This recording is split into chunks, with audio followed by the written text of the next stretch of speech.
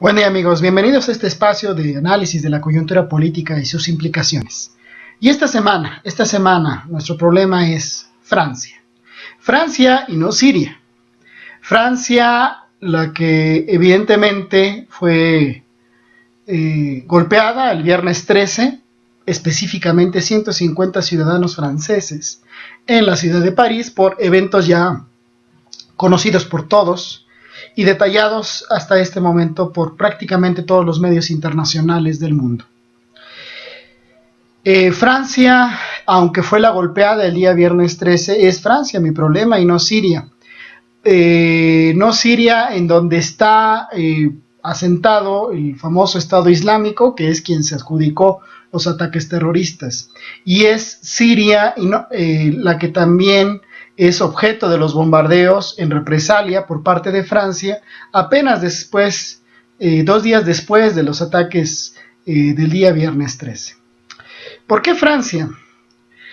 Es curioso cómo después de los ataques del día viernes 13 se convocó a la solidaridad hacia, evidentemente, las víctimas, que son las únicas en merecerlo, las 150 víctimas y sus familias, pero la solidaridad fue convocada en torno a Francia. E incluso la red social Facebook puso a disposición de los usuarios el filtro con los colores de la bandera francesa para que las personas lo tuvieran en su imagen de perfil, en sus propias cuentas. También YouTube destacó dentro de su logotipo los colores de la bandera francesa.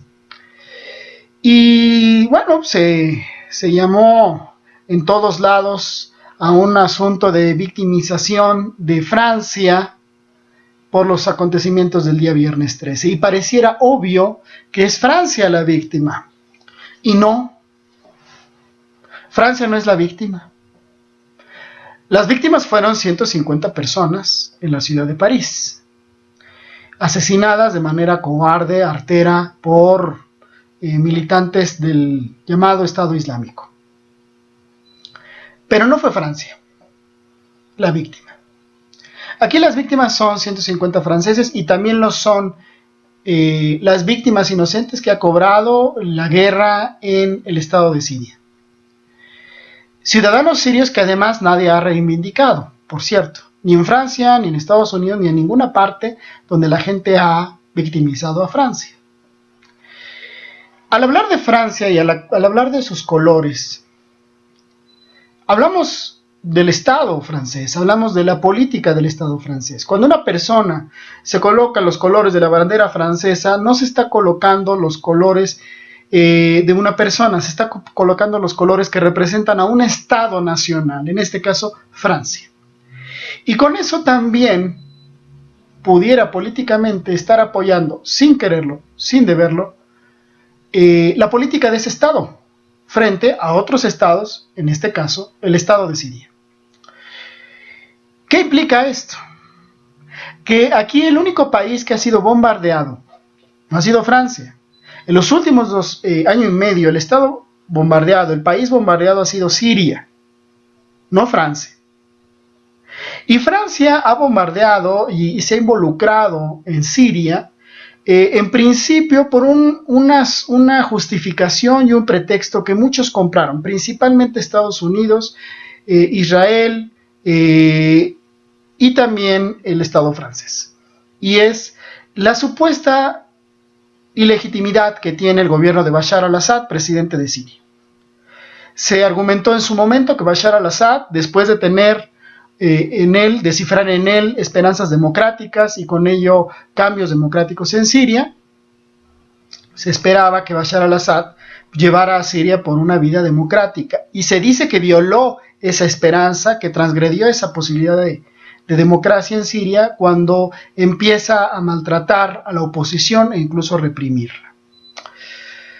Y se le acusó de dictador, de represor, y entonces Estados Unidos decidió, orquestado todo esto de manera especial por la entonces secretaria de Estado Hillary Clinton, apoyar, entrenar a la oposición Siria en contra del gobierno de Bashar al-Assad. Y entonces hoy esta oposición pues viene controlando prácticamente la mitad del territorio, en medio de un conflicto que también es religioso. Parte de esa oposición fue el Estado Islámico. No por nada, Hillary Clinton ha declarado que, bueno, pues sí, apoyamos a la oposición, pero sin quererlo, armamos al Estado Islámico. En una declaración que no es creíble, pero que nos demuestra o que afirma esto, la política directa de Estados Unidos para armar a la oposición en contra del gobierno de Bashar al-Assad, presidente de Siria. Francia también se involucró. Francia también se involucró para armar, entrenar, apoyar a la oposición. ¿En dónde se empezó a descomponer todo esto? Supuestamente se empezó a descomponer cuando crece el fenómeno llamado Estado Islámico. Un Estado confesional o una organización de carácter religioso, ultra religioso, que decide establecer un califato para de ahí expandir el Islam a todas las partes que integran el Medio Oriente y a todo el mundo, por vía de la violencia, evidentemente. Y entonces ahora el pretexto ya no es derrocar al gobierno de Bashar al-Assad apoyando a la oposición, apoyándola en términos económicos, en términos de armas, en términos de entrenamiento, de asesoría, sino ahora es también derrotar al Estado Islámico. Y entonces Estados Unidos y Francia se combinaron para bombardear, para debilitar la fuerza militar del Estado Islámico, cosa que no ocurrió. En un año de ataques militares estadounidenses y franceses en contra del Estado Islámico, ese Estado Islámico no se debilitó, al contrario, creció y creció.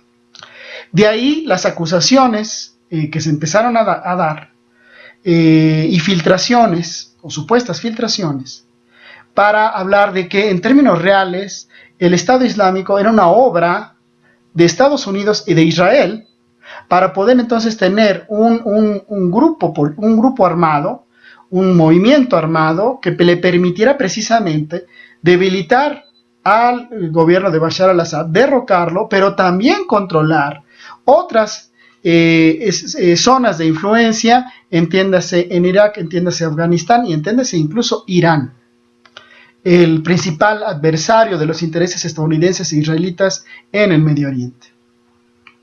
Bueno, y estas acusaciones no han venido de gente simple, no han sido acusaciones comunes. Edward Snowden habló de esta posible autoría de Estados Unidos e Israel para construir el Estado Islámico. Esto lo ha insistido también Noam Chomsky. En nuestro país, especialistas como Alfredo Jalife también lo han apuntado así. Y recientemente el presidente de Sudán también lo afirma, que el Estado Islámico es una obra de la CIA estadounidense y el Mossad, Servicio de Inteligencia de Israel. Entonces, sobre esta posible obra de Estados Unidos e Israel, pues han venido los ataques realmente ineficaces por parte de Francia y de Estados Unidos. Es ahí cuando se mete Rusia. Rusia se mete no solamente porque había ya manifestado su apoyo al gobierno de Bashar al-Assad junto con otros países, como por ejemplo China, como por ejemplo Irán, como por ejemplo Venezuela, por ejemplo Cuba. Se mete no solamente para apoyar al gobierno de Bashar al-Assad, sino para precisamente debilitar de manera concreta, definitiva, al Estado Islámico. Previo al ataque del viernes 13, se habían ya cumplido más o menos unas 4 semanas de constantes ataques de Rusia al Estado Islámico, con enormes avances. Se habló en su momento por parte de especialistas y de los servicios de seguridad de Rusia, que dirige evidentemente el presidente Vladimir Putin. Se hablaba ya de haber debilitado de manera importante al Estado Islámico en sus capacidades militares, que a partir de estos ataques rusos en las últimas semanas, el Estado Islámico bien podría ya no ser una amenaza militar de carácter en lo que implica todo el Medio Oriente. Y viene el ataque del viernes 13, es decir, en el momento de mayor avance de los ataques rusos en contra del Estado Islámico, viene el ataque del viernes 13. No por nada, Alfredo Jalife habla de que el viernes 13 de París es el 11 de septiembre neoyorquino que tuvieron los Estados Unidos y que resultaron en la invasión de Afganistán y después en la Segunda Guerra del Golfo Pérsico en contra de Irak. Es decir, se da un ataque artero, sin duda, que cobra víctimas inocentes, sin duda, pero que resulta muy conveniente a los intereses de Estados Unidos, a los intereses de Francia misma, a los intereses de Israel, y contrario a los intereses del gobierno de Bashar al-Assad, iniciando, y también a los intereses de Rusia. Quizás también no es casualidad que una vez que François Hollande, presidente de Francia, dijera que iban a tomar represalias por los ataques del viernes 13, pues Vladimir Putin inmediatamente dijo, bueno, si vamos a hacer las cosas en serio, vamos a coordinarnos, y ordenó inmediatamente a sus comandantes en la zona de combate, pues coordinarse con las fuerzas francesas, lo cual va a obligar a Francia a tomar muy en serio sus palabras de realmente derrotar al Estado Islámico, cosa que no habían logrado en ningún sentido. Ahora, ¿cuál es el trasfondo de esto? Bueno, Siria en principio es el único estado laico en el Medio Oriente. Todos los demás estados son plena o medianamente confesionales. Es el único estado en donde sobrevive el viejo proyecto histórico del partido Ba'ath, el mismo partido que gobernó pues, la mayor parte de estados del Medio Oriente y el norte de África, por ejemplo Egipto, por ejemplo Irak. Un partido que buscó o que tuvo un planteamiento nacionalista, revolucionario, popular, antiimperialista, y es el único país en donde sobrevive este proyecto político. Es el estado, el único estado dentro del Medio Oriente que tiene una salida al mar Mediterráneo. Por tanto, es importante. Y es un estado que mantiene una posición en contra de la beligerancia anti-palestina, anti-musulmana del Estado de Israel. Y es además un estado que, si bien no tiene tantos recursos petroleros, sí tiene frontera inmediata con los países que sí son petroleros, como por ejemplo Irak. Entonces es un punto neurálgico muy importante, y bueno, prácticamente ahí todos, hablando Estados Unidos, hablando Francia, hablando Rusia misma, tienen intereses en este país. Hay otros que también tienen algunos intereses, como la misma Turquía, ya que Turquía pues comparte con Siria, comparte con Irak, población kurda, y de hecho parte de la oposición que armaron los Estados Unidos y Francia, pues fueron los kurdos, y este es un problema muy grave entre Turquía en contra de Estados Unidos y Francia, porque les reclama precisamente haber armado una oposición que no solamente es una oposición en Siria, también lo es en Turquía. Entonces es una zona conflictiva, es una zona donde hay muchos intereses de carácter energético, de carácter político, de carácter ideológico. Y no es casual entonces el que países como Estados Unidos o Francia se inmiscuyan, y lo mismo Rusia. Pero a ver, entonces, ¿qué es lo que tenemos que entender? ¿Es válido ponerse la bandera de Francia en mi cuenta de Facebook o no? ¿Es válido lo que hace Francia o no? ¿Es válido que se sostenga en el poder Bashar al-Assad o no? En principio, creo que debemos de partir de la doctrina, una doctrina clásica desde los tiempos de la Unión Soviética, de la Revolución Mexicana, que es el respeto a la libre autodeterminación de los pueblos. Si Bashar al-Assad encabeza un gobierno autoritario, dictatorial, y eso desemboca en que la oposición tenga que reclamarle vía movimientos sociales, políticos o revolucionarios, eso es algo que tiene que obedecer al proceso propio de Siria, como país y como sociedad. Si el pueblo sirio necesita transformar su realidad, entonces tiene que asumir su proceso de cambio, por vía de reformas, por vía de luchas electorales, por vía de revoluciones, como lo han hecho muchos pueblos. Pero eso no obliga a nadie a inmiscuirse. Sin duda hay que alertar, ¿sí? Pero cuando otros países, potencias, se inmiscuyen en situaciones complejas, en situaciones que realmente no nos dicen que se esté defendiendo los derechos humanos o las libertades democráticas de nadie, Entonces presumimos una política imperialista, y a eso vamos. ¿Por qué no podemos ponernos la bandera de Francia en nuestra cuenta de Facebook o en donde querramos? O como por lo que hizo el gobernador de Puebla, que evidentemente es un iletrado y un ignorante, porque pone los colores de Francia en el mismo monumento de Ignacio Zaragoza. Una ofensa por completa a nuestra historia y a la identidad de este país. Y una ignorancia rotunda de lo que eso significa. ¿Qué tenemos que hacer? Bueno, entender que lo que nos llama son las libertades de los pueblos. Entonces sí, si algún gobierno es autoritario, hay que decirlo, pero también entonces hay que llamar a ese pueblo a que se organice y que haga lo que sea necesario, como otros pueblos lo han hecho en la historia. Y al mismo tiempo hay que reclamar a las potencias que no se tienen que inmiscuir en donde no las llaman, en donde solamente las llaman sus intereses, y que no pueden reclamar banderas de democracia, banderas de humanidad, banderas de libertad, para precisamente justificar su entrada, su injerencia en países en donde no los necesitan. Porque al final lo que se provoca con esas injerencias imperialistas son víctimas inocentes, tan inocentes como los 150 parisinos que murieron el día viernes 13.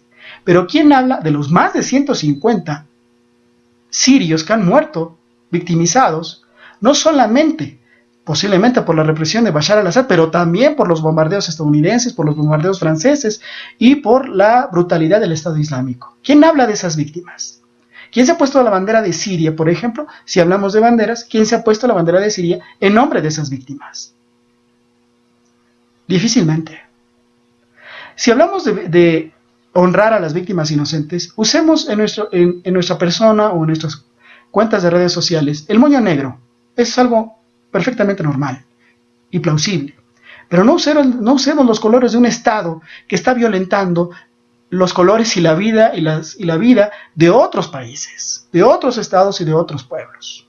Entonces aquí tenemos que diferenciar las víctimas que pertenecen a los pueblos, y son los pueblos los que merecen nuestra solidaridad y nuestro apoyo y nuestra visión crítica, y otra cosa, los estados que o actúan de manera autoritaria o actúan de manera imperialista. Porque Francia está actuando de manera imperialista y eso no lo podemos desconocer. Porque lo que está haciendo el gobierno de François Hollande es una política imperialista desde que se inmiscuyó en Siria hasta ahora que toma represalias, abanderado ahora en las 150 vidas tomadas por el Estado Islámico. Si hay un pueblo que sabe lo que significa la injerencia de Francia como un Estado imperialista, es México.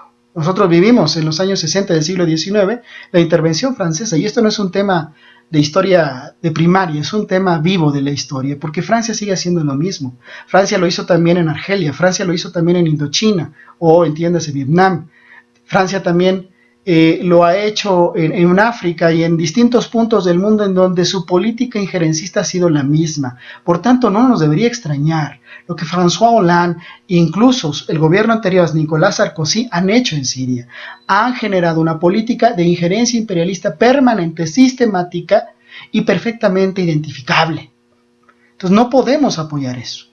Tenemos entonces que diferenciar de manera crítica y de manera informada lo que está sucediendo en Siria. Porque además, muchas potencias se están inmiscuyendo en este asunto. Estados Unidos, Francia, Rusia, pero puede inmiscuirse la OTAN. Y China ha dicho, yo también tengo un punto de vista al respecto. El asunto puede complicarse y puede ser un problema ya no solamente de los sirios, puede ser un problema de la humanidad entera. Pero el criterio sigue siendo el mismo. Tenemos que solidarizarnos con los pueblos, no con los estados, mucho menos con los estados imperialistas como el estado francés que encabeza el entrecomillado socialista François Hollande. Bueno amigos, aquí están estos puntos de vista sobre algo muy delicado de nuestra coyuntura y esperemos sirva para su reflexión y posicionamiento. Muchas gracias.